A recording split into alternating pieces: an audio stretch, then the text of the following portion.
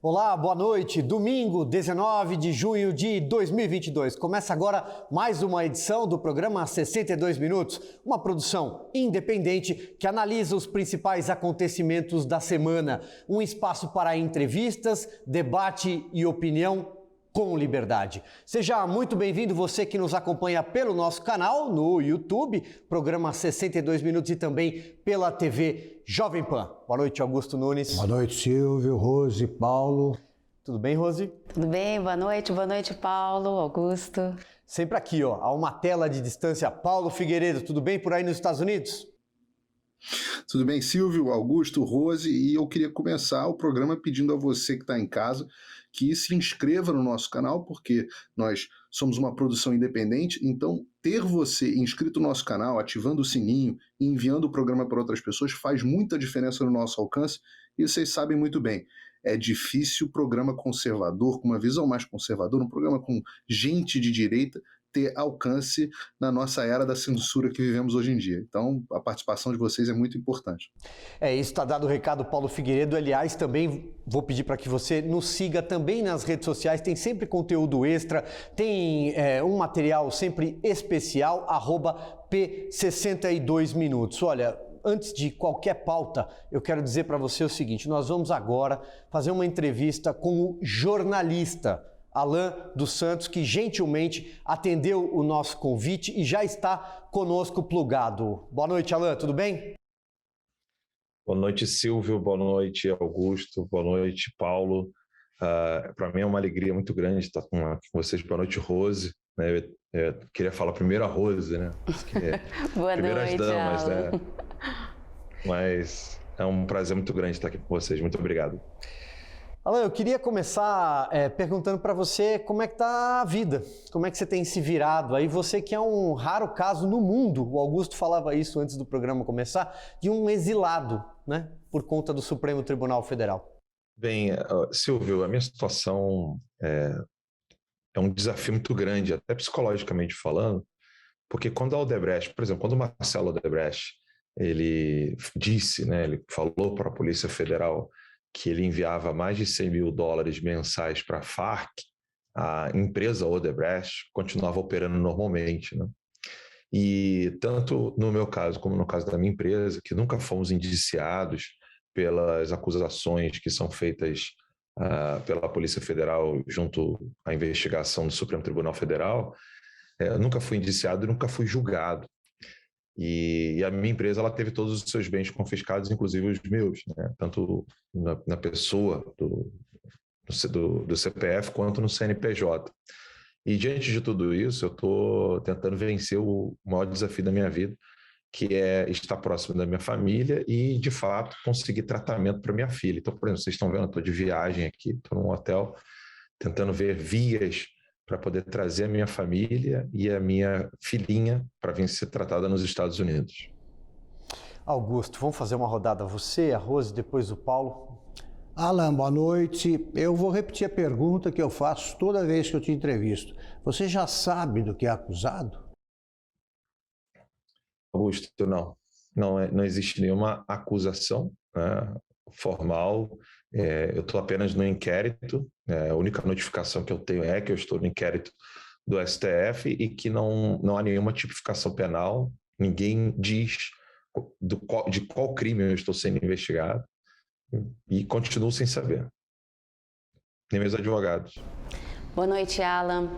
Alan, o Terça Livre já fez denúncias importantes, como o caso da juíza na Bolívia, que tirou foto com um narcotraficante, também o caso da Operação Caixa Preta. Eu queria saber se essa perseguição do STF inibiu você de alguma forma, a sua equipe, se você ou a sua equipe continuam investigando e continuam fazendo denúncias. Pois é, bem se lembrou aí, né? Eu não pude mais pisar na Bolívia depois das matérias que nós escrevemos sobre a juíza da Suprema Corte que estava tirando foto na casa do Pedro Montenegro, que depois, futuramente, foi preso no Brasil. Realmente, essas denúncias acabaram fazendo com que a empresa fosse derretida, né? Hoje eu não tenho mais equipe, Rose. Hoje é só eu mesmo, sou eu que cuido do site, sou eu que cuido das redes sociais que ainda se mantêm no ar. Eu tenho que ficar criando uma conta atrás da outra. A operação, o trabalho hoje, gira em torno apenas de mim mesmo. não tem mais quem possa escrever artigos para o site ou continuar fazendo o trabalho jornalístico. Então, eu tento manter o mínimo de trabalho possível, segurando várias petecas ao mesmo tempo, escrevendo artigos de opinião ou algumas matérias de algumas fontes que eu recebo e, ao mesmo tempo, tendo que cuidar da minha família. Paulo Figueiredo. Meu amigo Alan, nós tivemos juntos aqui algumas vezes. Você está mais ao norte de mim aqui, nós não estamos exatamente na mesma cidade, mas nós tivemos juntos algumas vezes em alguns eventos, algumas palestras que nós fomos chamados para estar juntos. E eu reparo que sua situação aqui nos Estados Unidos é de muita normalidade. Eu me lembro que numa das palestras que nós fomos dar no mesmo evento, num evento da Lagoinha, da Igreja Lagoinha, de Orlando, a igreja fazia fronteira, né, muro com muro, com uma delegacia de polícia. A gente vê muita informação equivocada de que você está se escondendo, de que você está foragido, se escondendo, de que você não pode circular. Como é que é isso? Sua vida aqui é normal? Você se esconde de alguma forma? Não, Paulo, não me escondo de modo algum, bem como você disse. Eu tenho, inclusive, conhecidos que trabalham como State Trooper em outros estados, e eu ando normalmente nos Estados Unidos, primeiro porque eu não estou aqui legalmente, segundo porque eu não tenho nenhum crime cometido em território americano, nem mesmo em território brasileiro, mas o que vale é aqui nos Estados Unidos, né? Eu não tenho nenhum empecilho, posso caminhar para onde eu quiser, posso ir para onde eu quiser, posso morar, e o governo sempre sabendo onde eu estou morando, porque quando você está num processo de questão de status ou de visto nos Estados Unidos, você é obrigado a estar sempre informando o governo americano o endereço onde você está. Então, não tem nenhum tipo de estratégia ou tática para poder se esconder aqui nos Estados Unidos. Pelo contrário, onde eu vou, normalmente encontro brasileiros que querem tirar foto, querem manifestar o apoio e a solidariedade. Não há, de forma alguma, nenhuma ilegalidade ou impossibilidade de trânsito aqui nos Estados Unidos. Alan, vou fazer uma pergunta para você que é a seguinte: como é que você vê o tratamento que a imprensa no Brasil dá a você? Eu já vi, por exemplo, notícias falsas de que você estava na lista de procurados, foragidos da Interpol.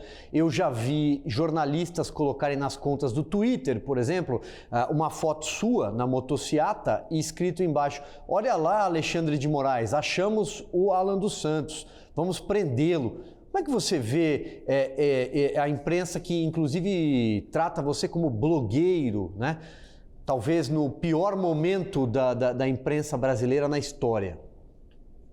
Eu queria acrescentar a tua pergunta, Silvio, que nessa semana o antagonista chegou a cometer crime contra o Alan, dizendo que ele também tinha sido condenado, assim como o Daniel Silveira. Sendo que ele não foi condenado. Se sequer a acusação, primeira etapa de um processo penal é a acusação.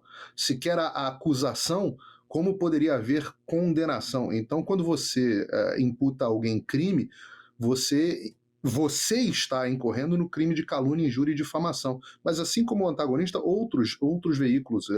Por isso que eu só estou acrescentando a sua pergunta, Silvio.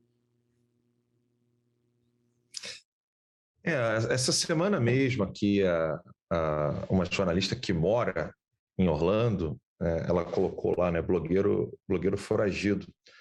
E é triste ver isso, Silvio, Augusto e demais, né, Paulo, Rose.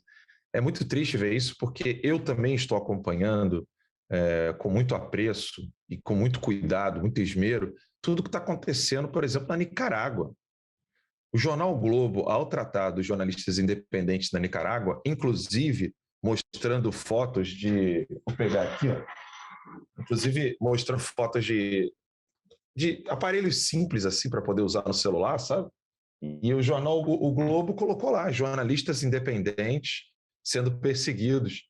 E aí eu fico me perguntando, é o endereço que faz o jornalista independente ser chamado de jornalista e não um foragido, como é o caso da Nicarágua, por exemplo? Então eu deveria ser nicaragüense para ser respeitado pela Globo, pelo jornal Globo e pela jornalista que fez a matéria para o SBT, a Patrícia Maldonado, ela me chamando de blogueiro foragido. Porque, profissionalmente falando, eu sou membro da Society of Professional Journalists aqui nos Estados Unidos, além dela, a IAPP, que também é uma associação de jornalistas e fotógrafos. E eu fico me perguntando, por que a pessoa quer colocar isso, né? Quer colocar o outro colega de profissão dessa maneira? E eu sou a favor, inclusive, de mostrar o porquê disso. Jornalistas na China são chamados de citizen journalists, quando eles criticam o Partido Comunista Chinês. Por que chamar de jornalista cidadão e não um cidadão que é jornalista, né? É simplesmente para tirar as prerrogativas constitucionais, os direitos da imprensa e do jornalista. Por exemplo, sigilo de fonte. Então, essa técnica de você querer minimizar o trabalho do outro, tirando dele as prerrogativas daquela profissão, é para dizer o seguinte: olha, não, aquele ali é um aventureiro, né, é engraçadinho, que está fazendo o trabalho dele ali de fazer denúncias, mas ele não é jornalista, então ele não tem as prerrogativas constitucionais que eu, como jornalista, tenho, entendeu? É você separar ali quem é que pode denunciar e quem não pode. O que eu vejo quando os jornalistas fazem isso, óbvio, muitos deles de modo inconsciente, mas aqueles que de consciente fazem uma coisa como essa, eles estão simplesmente fazendo o seguinte: ó, vou colocar tua cabeça a prêmio aqui, se eles quiserem descobrir a sua fonte, eu vou aplaudir, porque você não é jornalista. Augusto, vamos fazer mais uma rodada aqui. É bom lembrar, para quem não sabe, que já não existe a exigência do diploma para alguém exercer a profissão de jornalista. Eu, por exemplo, não tenho diploma. Não me formei. Eu acho que sou jornalista. Agora, eles põem blogueiro bolsonarista, que é para desqualificar, eles acham que desqualifica. Eles são jornalistas, que mentem o tempo todo. Antes de fazer a pergunta, eu queria ponderar o seguinte: não é o inquérito do fim do mundo.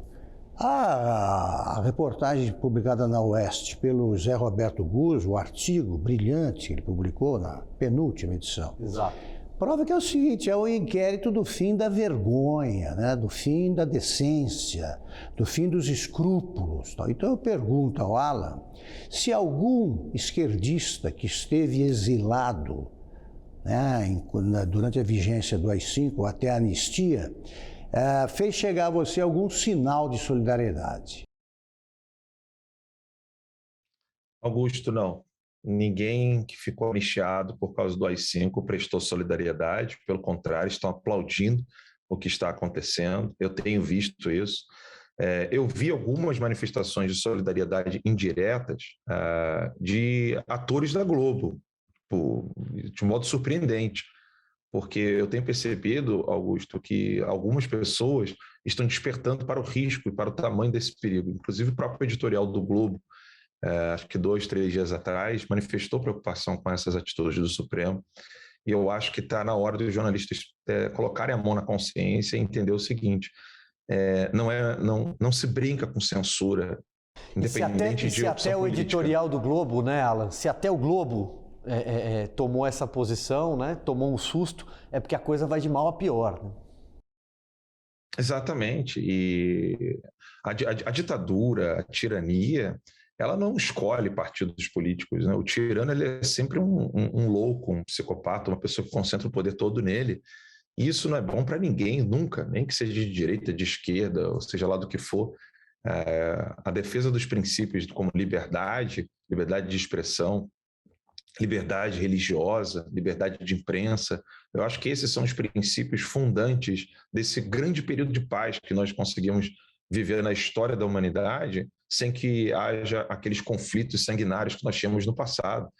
Então, assim, o que nós conquistamos com liberdade religiosa, liberdade de imprensa, liberdade de opinião, não pode ser perdido, a não ser que se queira instaurar um novo regime muito perigoso e assustador, que todos nós devemos tomar cuidado. Rose. Alan, como os jornalistas americanos veem o que aconteceu com você e como as autoridades americanas interpretam o seu caso?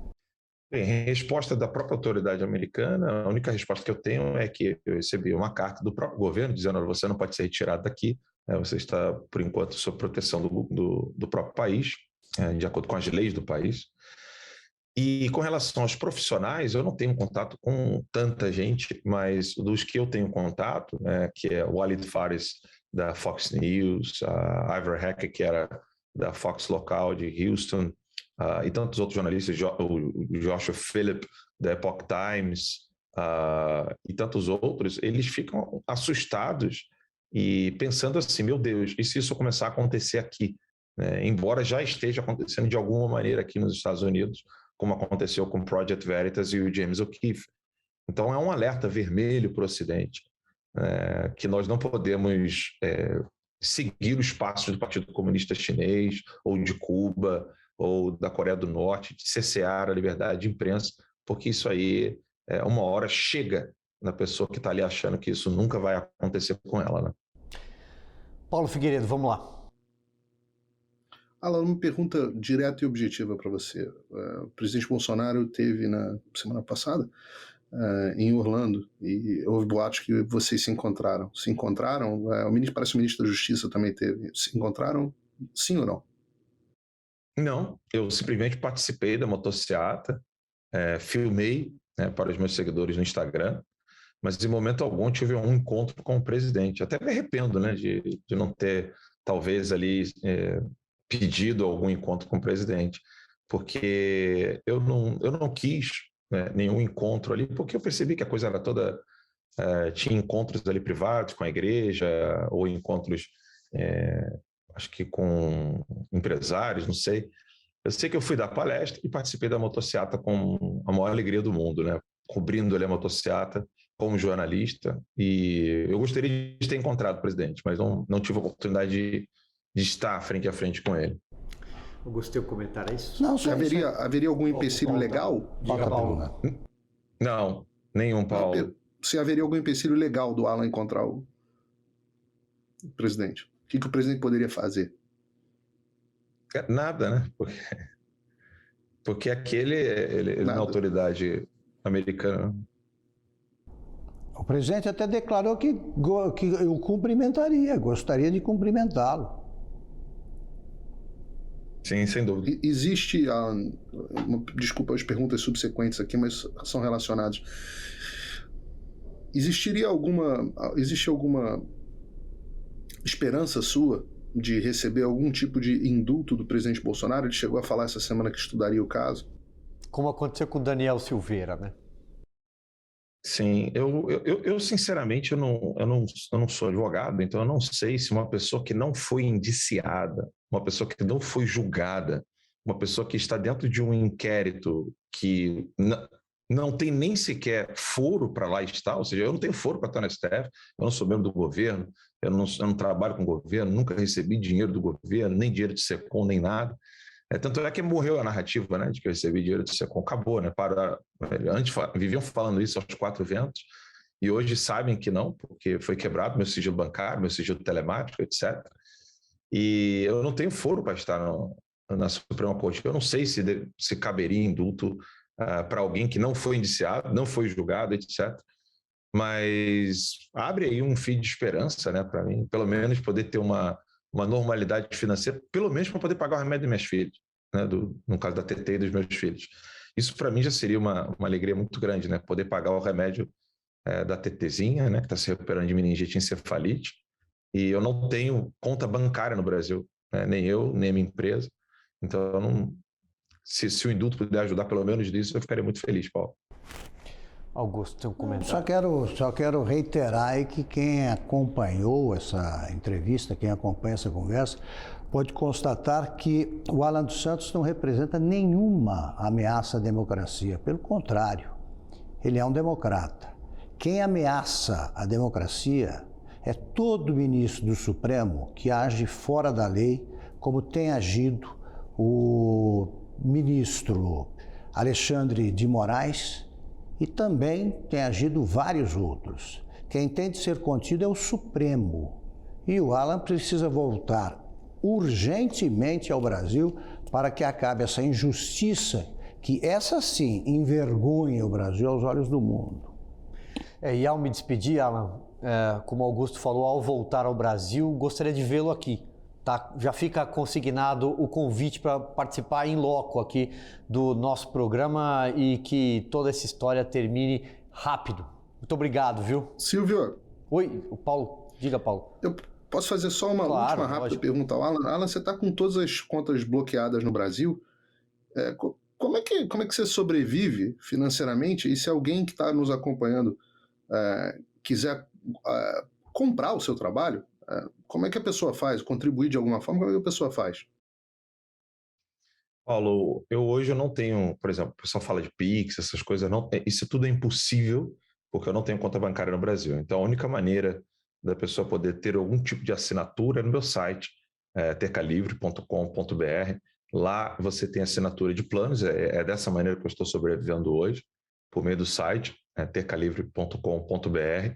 E se a pessoa, por exemplo, quiser fazer algum tipo de doação, algum tipo de patrocínio, inclusive, quem quiser patrocinar um programa aqui nos Estados Unidos, porque aqui eu tenho total liberdade para poder agir, liberdade de imprensa, liberdade de opinião, pelo chat mesmo, lá do site, a pessoa pode entrar em contato e quem sabe um dia eu consiga reconstruir com toda a força, né, o Terça Livre daqui dos Estados Unidos. É isso, Alan, muito obrigado mais uma vez e reforço o convite. Quando você, quando toda essa situação acabar, por favor, venha para cá, venha fazer um programa com a gente. Obrigado, um abraço, fiquem com Deus. E olha só, seguindo aqui então com o nosso programa, eu queria exibir um vídeo, um VT, né? Porque um drone fez um grande estrago num comício do PT e também do ex-presidente Lula, que segundo as pesquisas já está eleito no primeiro turno na próxima eleição. Isso aconteceu em Uberlândia, em Minas Gerais. Vamos dar uma olhada. Deixa eu ver, talvez essa coisa desse cara aí. Cadê o drone?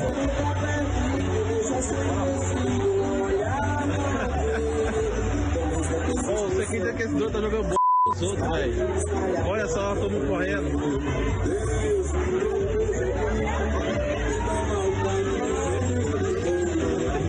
Olha jogando b*** aí nos outros, mano.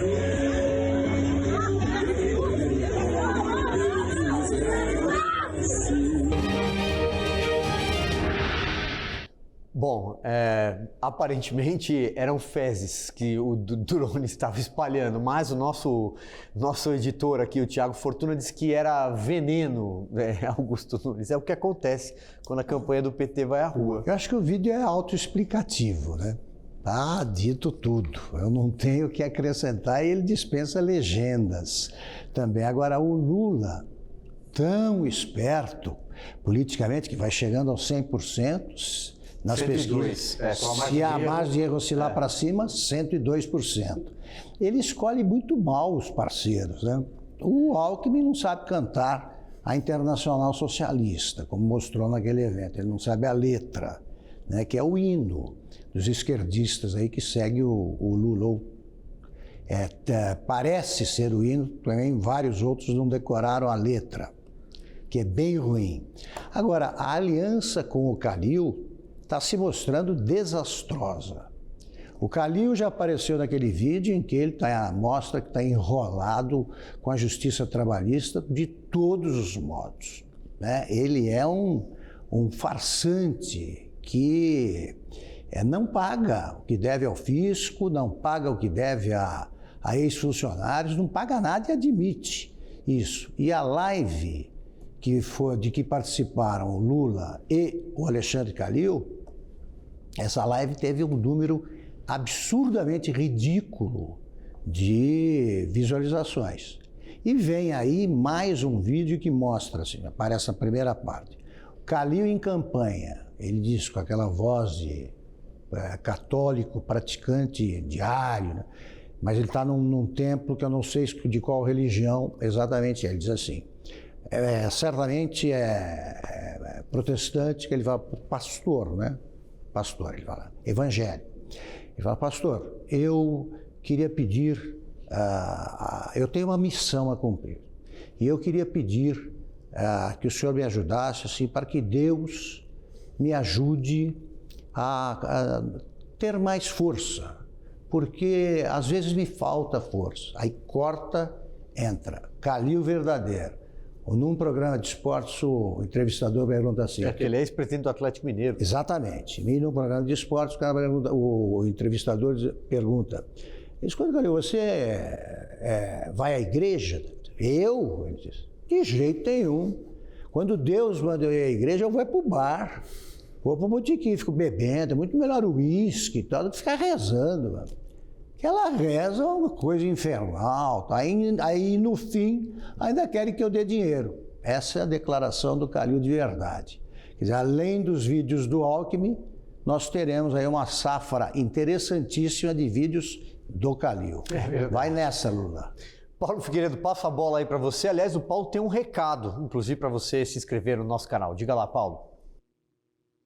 É o pedido para que você, que nos acompanha, fortaleça o jornalismo independente. Os 62 Minutos é uma produção independente, você pode acompanhar no canal da Jovem Pan, mas também pode acompanhar e fortalece muito o nosso trabalho se inscrever no nosso canal e nas nossas redes sociais que estão aparecendo aqui, mas também no nosso canal. Se inscrever, ativar o sininho, isso faz com que o nosso programa vá alcançando cada vez mais relevância, então nós dependemos sempre de você. Silvio, me chamaram a atenção algumas coisas nesse vídeo e na repercussão dele. Primeiro, foi o fato de que o drone afastou todas as 8 pessoas que estavam no evento. Porque tinham... É verdade. Tinham 8. O evento estava vazio pra caramba. Né? Mais 8. Todas as 8 foram afugentadas. Porque, nossa senhora, eu acho que se eu subir num caixote aqui em Miami, eu vou ter mais gente me assistindo do que esses eventos do PT. É uma coisa absolutamente impressionante a falta de engajamento que a campanha do candidato com 102% dos votos tem. Porque eu acho até que é explicável que o Bolsonaro tenha um público que tem muito entusiasmo e, portanto, o acompanhe de forma bastante efusiva. Mas não é possível que um candidato com 102% das urnas, segundo as pesquisas, não consiga atrair bicicleta que é fracassada. Todos os eventos são fracassados, é uma coisa muito impressionante. A segunda coisa que me chamou a atenção é como a tecnologia evolui, né? A missão é a mesma, mas os meios mudam. Então, antigamente, quando a gente não gostava de um político, a forma legítima de se manifestar é você dar uma ovada no cara, né? Você tacava um ovo. Só que o Lula anda tão bem cercado de segurança, né? O PT tem cercado tanto o evento para impedir que o público participe, que as técnicas de ovada estão evoluindo. Então, isso não passou de uma ovada tecnológica, né? E as pessoas falam, muita gente na imprensa, falando, isso foi um ato de violência, isso é um ato de violência, de intolerância. Ora, ato de violência é facada na barriga do candidato. Isso é ato de violência. Vamos colocar as coisas dentro do senso das proporções. Né? Você botar um negocinho cheiroso é desagradável, mas não é uma forma violenta de manifestação. Então, você pode discutir se é oportuno ou se não é oportuno, mas quando a mesma imprensa que não condenou até hoje, e não condena, e não pede para que se ache o verdadeiro mandante daquela facada, essa sim, feita pela esquerda, por um filiado de esquerda, por um militante de esquerda, no presidente Bolsonaro nas últimas eleições, essa não pode vir agora dizer que porque um drone jogou um negocinho fedorento, seja lá o que for, que isso é ato de violência. Isso é perda do senso das proporções, isso é gaslighting, como a gente chama aqui, e no final das contas, só contribui para que a imprensa perca credibilidade. É verdade, Paulo. Aliás, você estava falando, por exemplo, em relação à violência e citou, obviamente, o episódio da facada. Aconteceu no 6 de setembro de 2018, se não me falha a memória.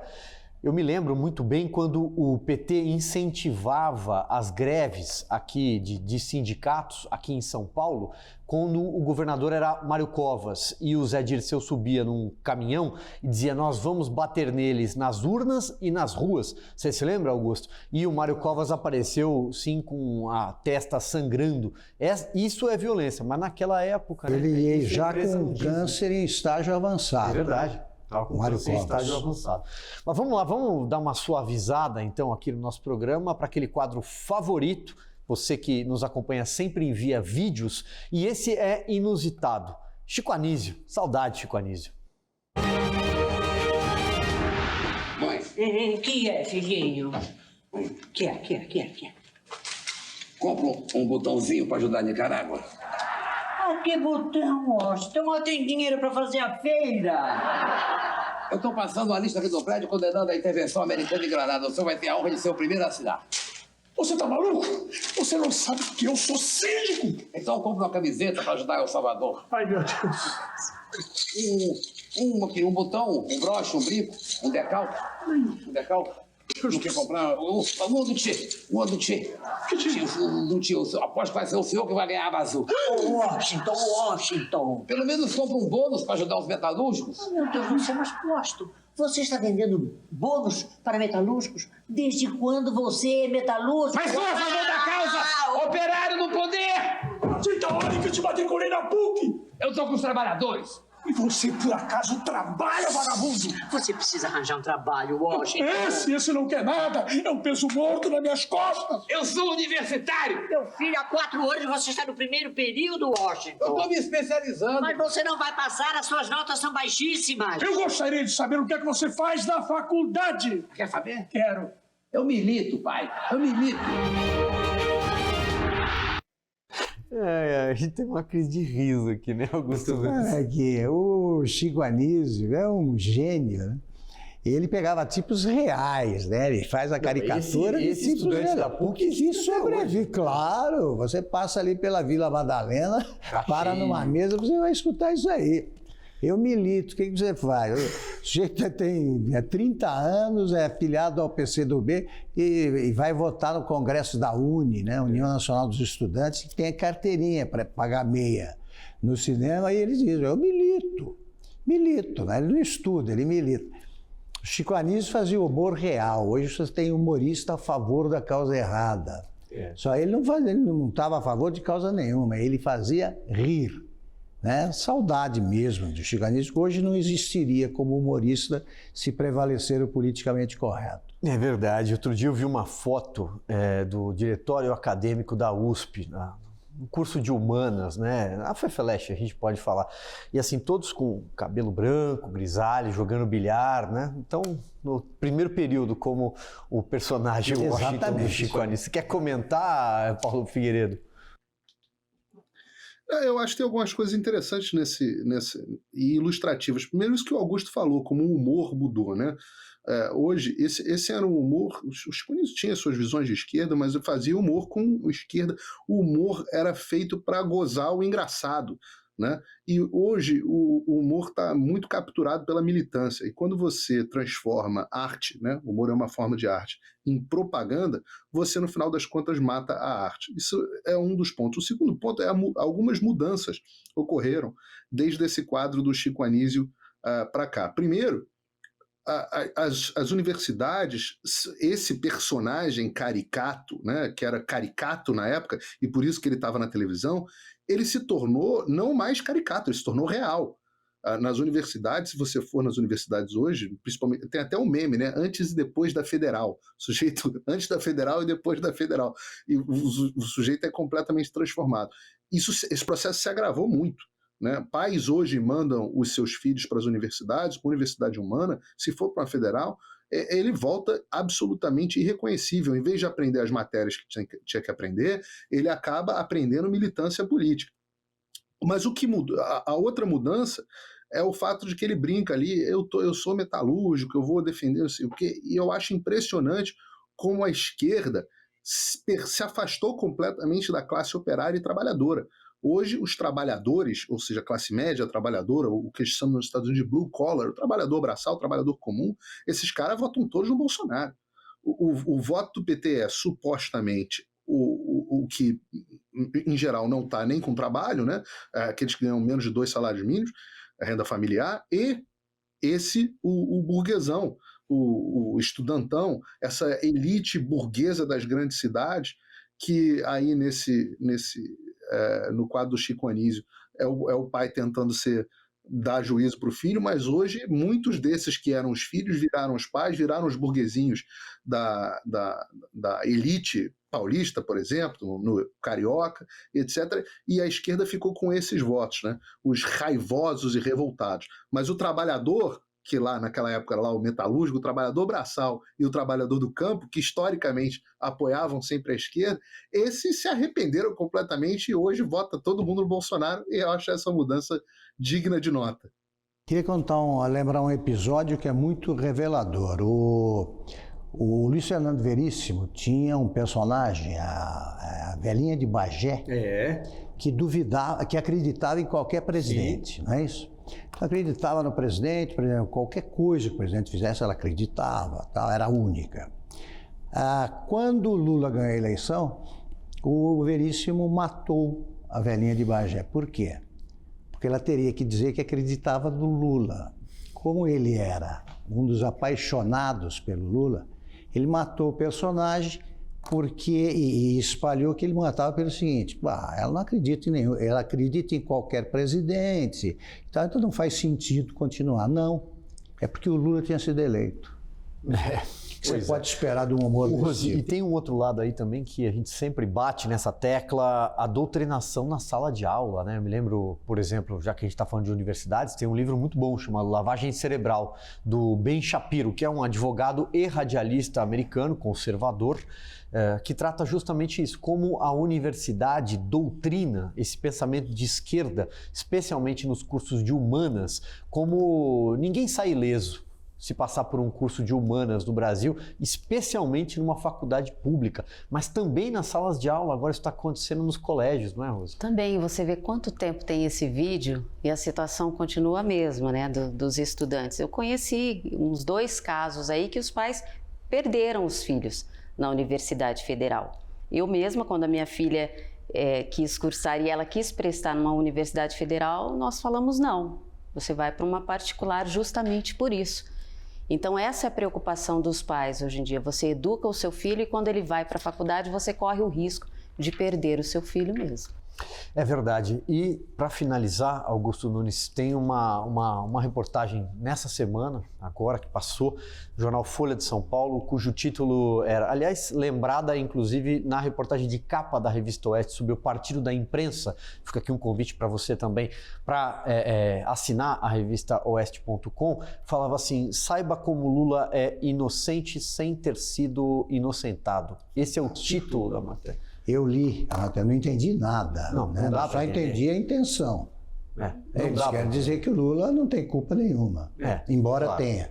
É lógico. É isso aí. São as paixões políticas nas redações. E por falar em paixões políticas, queria trazer aqui mais um tema que permeou o noticiário ao longo da semana, lamentável, evidentemente, que foi a morte brutal do jornalista britânico Dom Phillips e também do indigenista Bruno Pereira. Os corpos foram encontrados, eles desapareceram, ficaram 11 dias desaparecidos na Amazônia. Apareceram 2 pessoas que confessaram os crimes, o assassinato. A causa ainda é investigada e a forma como a imprensa tentou, de alguma forma, responsabilizar o presidente Jair Bolsonaro por isso. E para puxar esse fio aqui, esse novelo para a nossa discussão, nosso debate, eu queria lembrar que em 2004 morreu a missionária Dorothy Stang, em Anapu, no Pará. Eu sei porque eu cobri esse caso, eu era jornalista da Folha de São Paulo, repórter da Folha de São Paulo. Eu fui mais de uma vez ao Pará acompanhar esse caso. O presidente chamava-se Luiz Inácio Lula da Silva. A ministra do Meio Ambiente chamava-se Marina Silva, ambos queridinhos da imprensa. Nenhum dos 2 foi vinculado ao caso. Dito isso, vamos dar uma olhada no que a nossa repórter em Brasília, Berenice Leite, andou aprontando essa semana. Vamos ver.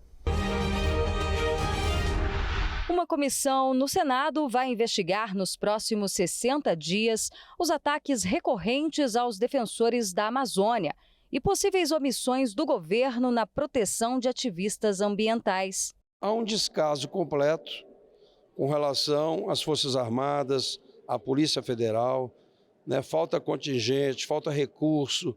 Há anos e anos que a gente vem lutando, né, para reforçar as Forças Armadas, as fronteiras, para combate às drogas.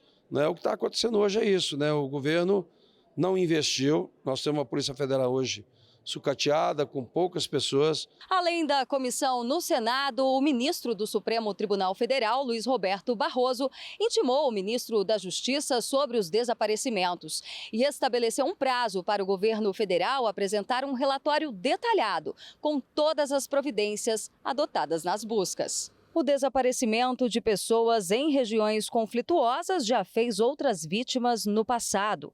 Em 2005, a missionária Dorothy Steng foi morta com 6 tiros. Na época, ela encabeçava um projeto contra o desmatamento e a grilagem de terras. Na sua opinião, por que o ex-presidente Lula não foi responsabilizado naquela época? É questão de divulgação. Hoje você tem as redes sociais, as coisas são mais ágeis, né? E também a própria imprensa. É a falta dos holofotes fazem isso, a abstinência do holofote. Tinha CPI do Covid, que eles fizeram aquele circo, não tinha nada para se investigar, ficaram procurando pelo em ovo, gastou-se horrores e carrinhos de papel foram usados e nada. Isso é uma patifaria, gastar dinheiro à toa.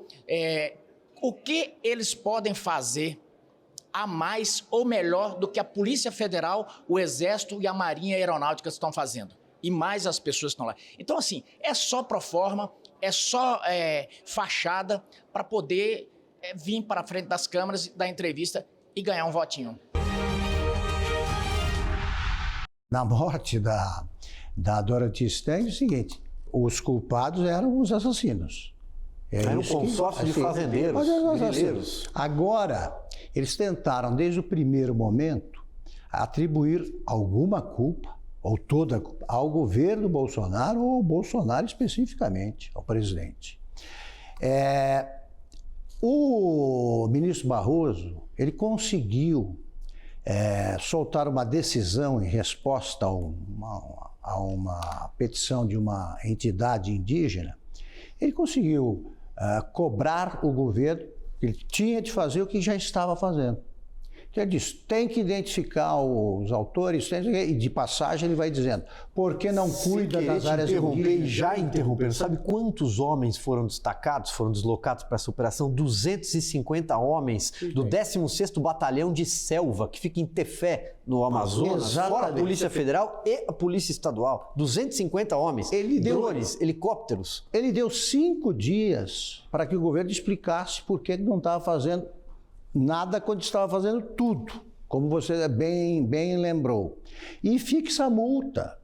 Depois do 5º dia, se não tivesse sido preso, é uma multa de 100 mil por dia. Quer dizer, o Barroso, se ele for solto a 100 metros da Transamazônica, ele não acha a estrada. Ele não conhece a região. Ele nunca apareceu por lá. Se apareceu, ficou naquela, né? Vai ao encontro das águas, visita uma tribo que já não é tribo e volta para o hotel em Manaus. É isso que eles fazem, mas dão palpite sobre a Amazônia. Essas áreas descuidadas, etc, etc. O trabalho da equipe de busca e resgate foi exemplar. Tá? O trabalho do Exército naquela região, e talvez seja o único sinal forte da presença do Estado em boa parte da Amazônia, é exemplar.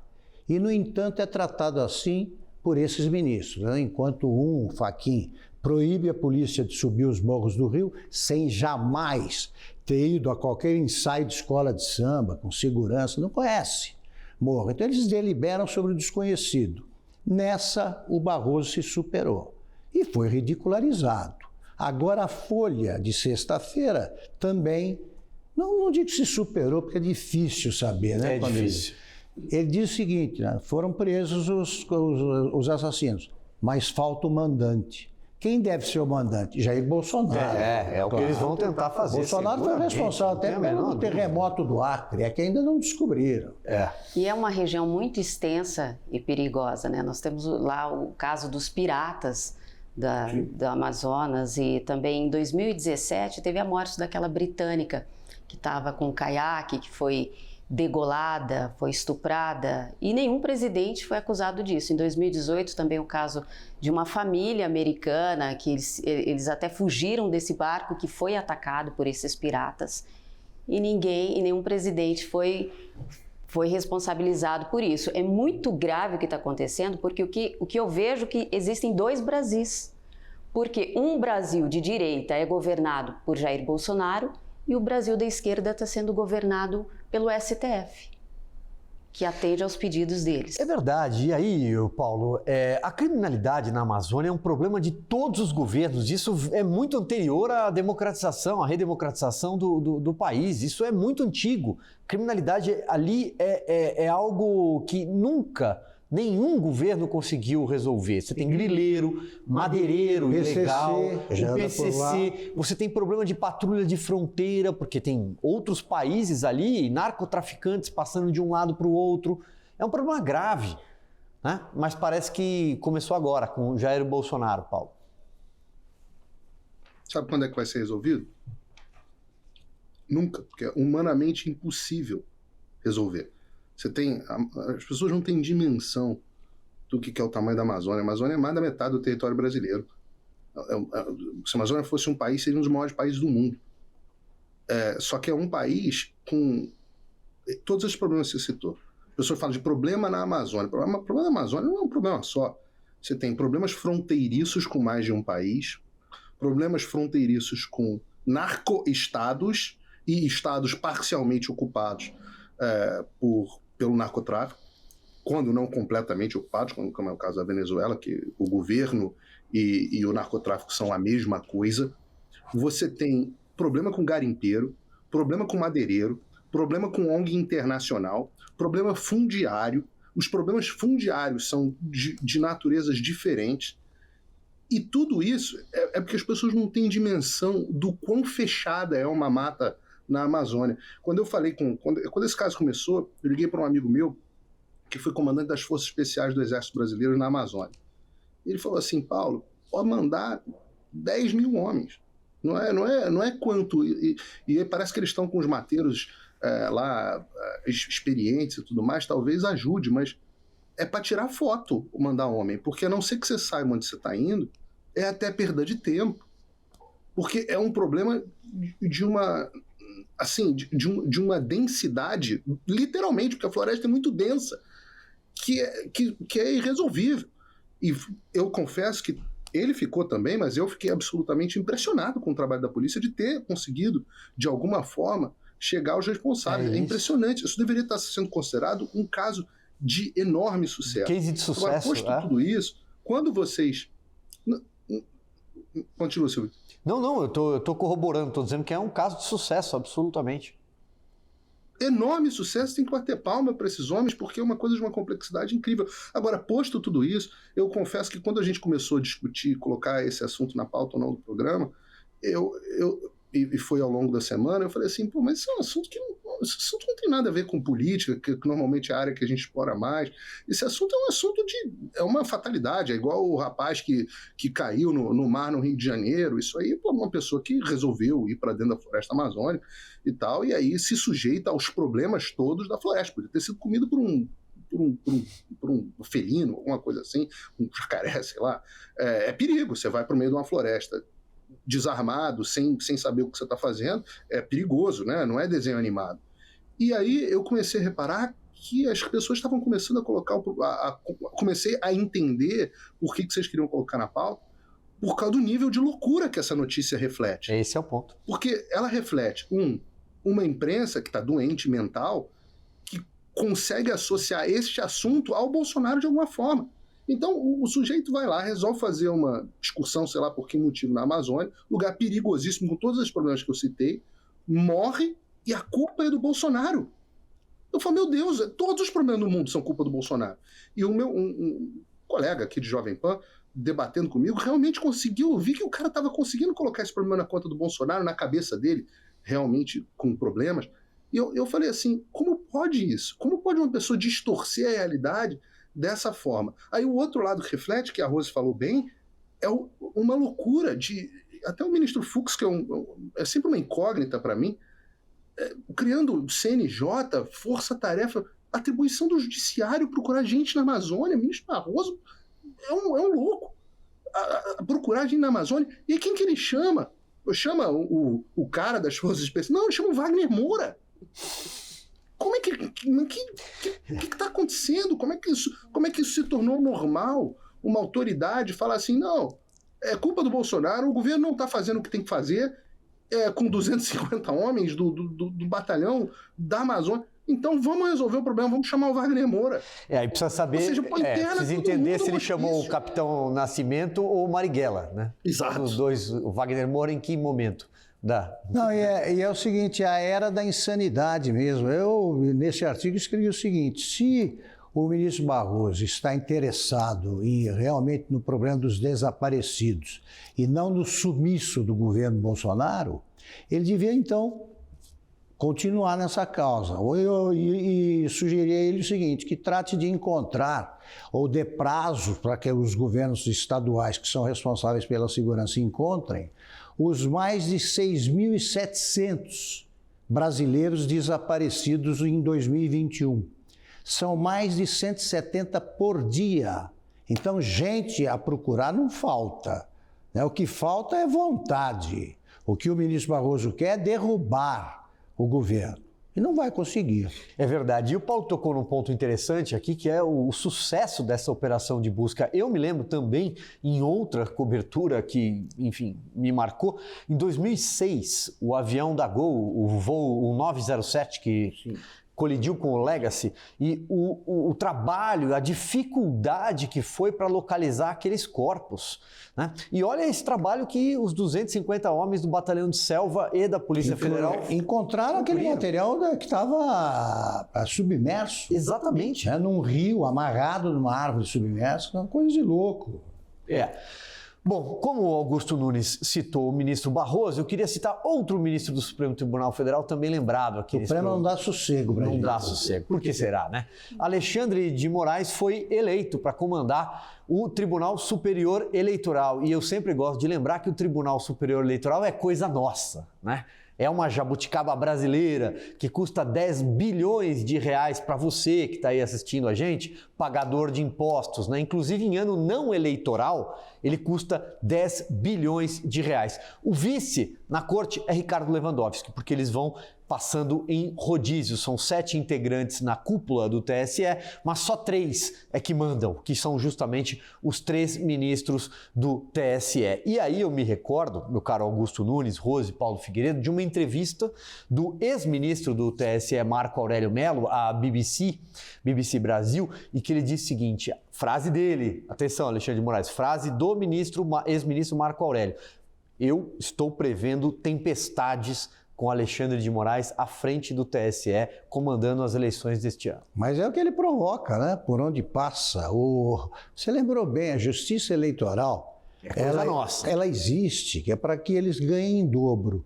Porque o ministro do Supremo que trabalha lá não deixa de receber o salário do Supremo. Ele recebe mais um por trabalhar, entre aspas, na justiça eleitoral. Agora, ele faz, ele é o dom da ubiquidade, ele está nos 2 lugares ao mesmo tempo. Como é que faz? Ou trabalha aqui, ele não está trabalhando lá, porque 2 salários. O tempo é o mesmo, as horas de trabalho são as mesmas. Agora, eles estão lá para fazer política. E o sonho do Superior Tribunal Eleitoral é justiça eleitoral, vamos simplificar. Injustiça eleitoral seria o correto. O sonho deles é impugnar a chapa liderada pelo presidente Bolsonaro. Esse é o sonho. Como chegar lá, eles estão procurando todos os caminhos. Mas é isso essa é a meta que eles perseguem. O objetivo é exatamente esse. E aí, Paulo Filho, o que você tem a dizer sobre esse puxadinho do Supremo na justiça eleitoral? Você começou a cabeça dizendo que o ministro Alexandre de Moraes foi eleito. A grande pergunta é, eleito por quem? Por nós é que não foi. Lógico que não. Esse eleito Os demais integrantes, como eu disse, são 7, né? Porque são 3 ministros do STF, tem a participação tem ordem, né? do STJ também e os demais indicados que são advogados. Mas nenhum deles pode presidir a corte, tá? Só o trio de ministros do STF. É um bando de conchavo. Ali tem uma ordem ali natural e eles botaram o Alexandre de Moraes. Mas, assim, a rigor, o Silvio, o Alexandre de Moraes já é o líder supremo da nação já faz um tempo.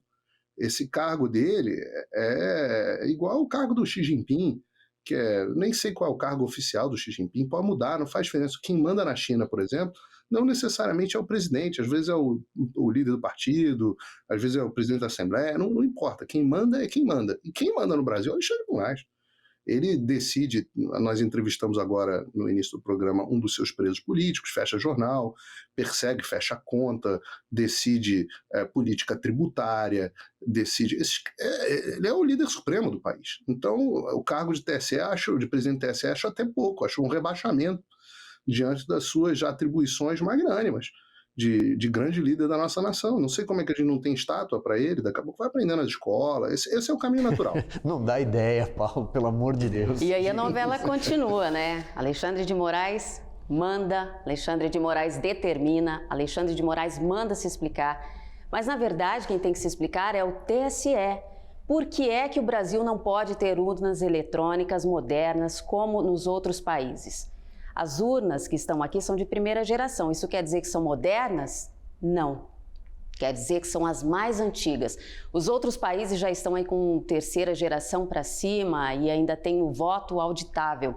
Os únicos países que têm essa urna eletrônica aqui do Brasil é Bangladesh, Brasil e Butão. Nossa. Butão, que tem pouco mais de 700 mil habitantes e que se tornou um país democrático em 2008.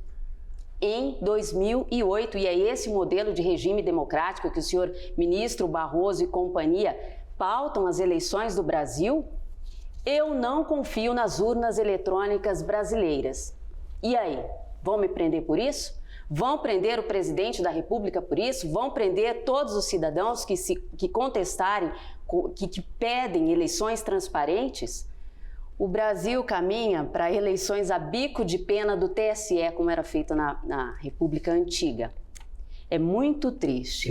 E o Tribunal Eleitoral Brasileiro anda às margens da realidade mundial e de países democráticos. É verdade. E aí, quando o Barroso diz que as nossas urnas o que há de mais moderno do ponto de vista científico, né? A Rose bem lembrou, Brasil, Butão e Bangladesh, e você bem disse, estamos em boa companhia. Eu me lembro sempre daquela frase que ele disse lá nos Estados Unidos, onde está o Paulo Figueiredo, num evento, porque, aliás, o Barroso fala, né? Quando ele está viajando, ele viaja... Só fora dos altos, né? Porque não tem altos aí. Nos altos ele não fala, mas no microfone ele adora. E ele disse, nós somos o bem. Você lembra disso? Nós somos o bem. Ele também disse que o João de Deus extrai o melhor de nós. Né? E defendeu o Cesare Battisti. O especialista em estupro. Como é que ele chamava? O Cesare. Eu olho nos olhos dele, ele diz que é inocente e eu creio. Bonito isso, né? É bonito. Paulo Figueiredo, vamos lá, passando a bola para você aí, já de olho no relógio, hein? Olha, não é só a Rose que não confia nas urnas eletrônicas, não. Eu cito... Sempre as pesquisas mostram que algo em torno de 50% a 60% dos brasileiros confiam pouco ou não confiam nas urnas. E esse é um dado muito importante porque sobre as urnas eletrônicas está toda a democracia brasileira. Elas são alicerce do nosso processo de eleição dos nossos líderes constituídos. Não do Alexandre de Moraes, mas dos nossos líderes constituídos. Então, no momento onde você tem a maioria da população de um país que não confia no seu sistema eleitoral, não adianta tentar goela abaixo enfiar na população uma ideia. Não adianta não ter transparência, né? Nós tivemos agora, estamos vendo as Forças Armadas que foram convidadas, depois foram desprezadas, tentando diálogo para garantir que haja mais transparência e um desprezo muito grande dessas pessoas do TSE. Eu sempre digo o seguinte, olha, viver nos Estados Unidos, num certo sentido, é uma janela para o futuro, nós enxergamos o que poderia acontecer. E nós tivemos um processo eleitoral passado, durante muito tempo, as autoridades dizendo que iam ser as eleições mais seguras da história dos Estados Unidos, que tinham sido as eleições mais limpas, que não tinha tido fraude nenhuma. Hoje, quase ninguém mais acredita nisso, né? Hoje você tem, na verdade, a maioria dos americanos, algo como 57% dos americanos, segundo o último levantamento do Rasmussen, um instituto aqui local, 57% dizem que o Joe Biden foi eleito de forma ilegítima. Então o país estaria, portanto, sendo governado por um impostor. E como o poder emana do povo, se o sujeito está lá e o poder dele não emanou do povo, Ora, ele é de fato um impostor. E isso faz com que a sociedade perca a fé nas suas instituições.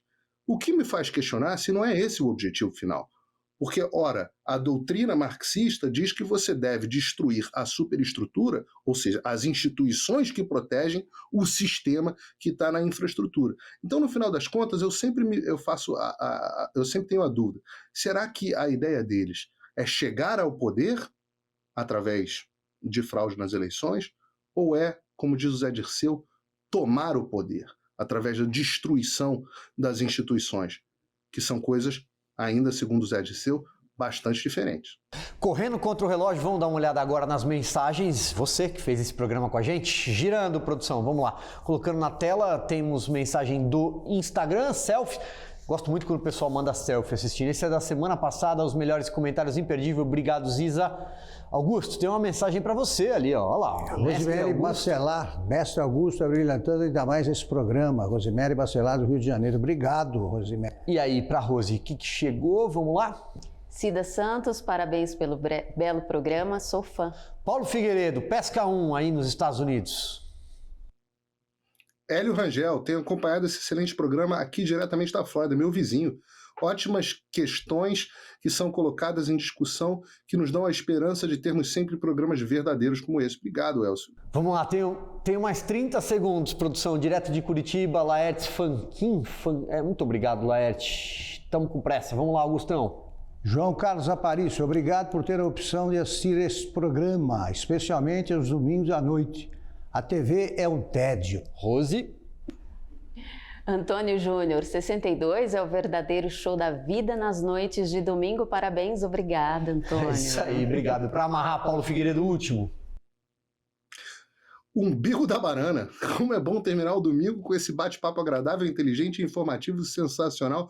Vocês são ótimos, muito obrigados. Então se inscrevam no nosso canal aqui no YouTube, ativem as notificações, cliquem em joinha no vídeo, que isso ajuda a gente.